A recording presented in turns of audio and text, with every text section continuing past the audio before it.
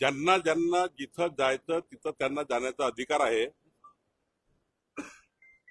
असं कुठलं लिहिलं नाहीये की बिनविरोध होऊ नये. बिनविरोध व्हावं याकरता त्या ठिकाणी निवडणूक आयोगाने तशी संधी दिली आहे आणि त्यामुळे चांगली पायंडा आहे बिनविरोध होण्याचा. एखाद्या ठिकाणी निवडणूक होत नसेल आणि बिनविरोध होत असेल तर त्या ठिकाणी हा चांगला पायंडा लोकशाहीमध्ये आहे आणि चांगल्या पायंड्याने निवडून आलेले आहेत, बिनविरोध आलेले आहेत.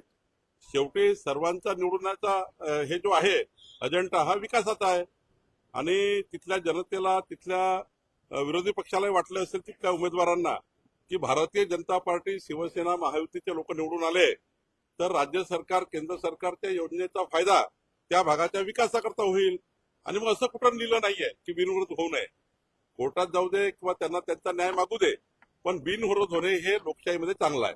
की त्याला जोडून राज ठाकरे असं म्हणतात की पश्चिम बंगालमध्ये जर बिनविरोध निवडून आले तर त्याला भाजपाचा विरोध असतो आणि महाराष्ट्रात निवडून आले तर ते चांगलं. आम्ही कुठेही विरोध केला नाहीये, कुठेही विरोध केला नाहीये. बिनविरोध लोक निवडून आले तर ही लोकशाहीमध्ये चांगलं आहे.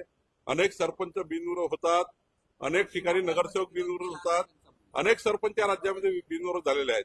अनेक ठिकाणी मोठ्या मोठ्या ग्रामपंचायतीमध्ये बघा तुम्ही त्या ठिकाणी 3-3, 4-4 वेळा बिनविरोध होतात. बिनविरोध झाला म्हणजे काय झालं? त्यात काही नियमाच्या बाहेर आहे का, की आयोगाच्या नियमाच्या बाहेर आहे, की आयोग त्याला मान्यता नाही आहे? बिनविरोध उलट चांगला आहे लोकशाहीमध्ये. असं आहे की सभेला गर्दी होतं पण मतं मिळत नाही. आता शाखामध्ये जाईल त्या ठिकाणी मला माहित नाही शाखा आहे की नाहीये. आता शाखाही एकनाथ शिंदेकडे चालल्या गेल्या आहेत, त्यामुळे शिंदेजीकडे शिवसेनेच्या शाखाही गेल्या, शाखाही आता उपलब्ध नाही आहेत. तर मला वाटतं त्यांचा त्यांनी प्रचार करावा, शाखेत जावं, सभा घ्याव्या, हा त्यांचा अधिकार आहे. पण मला एवढं नक्की कळतं की मुंबई आणि महाराष्ट्राची जनता आता डेव्हलपमेंटच्या बाजूने उभी आहे, डेव्हलपमेंटच्या विकासाच्या बाजूने उभी आहे, विकसित महाराष्ट्राचा संकल्पाच्या बाजूने जनता उभी आहे. मुंबईला विकसित करण्याकरता जनता मतं देईल आणि डेव्हलपमेंट म्हणजे देवेंद्र फडणवीस जी आहे हे जनतेला माहिती आहे. त्यामुळं महायुतीलाच मतदान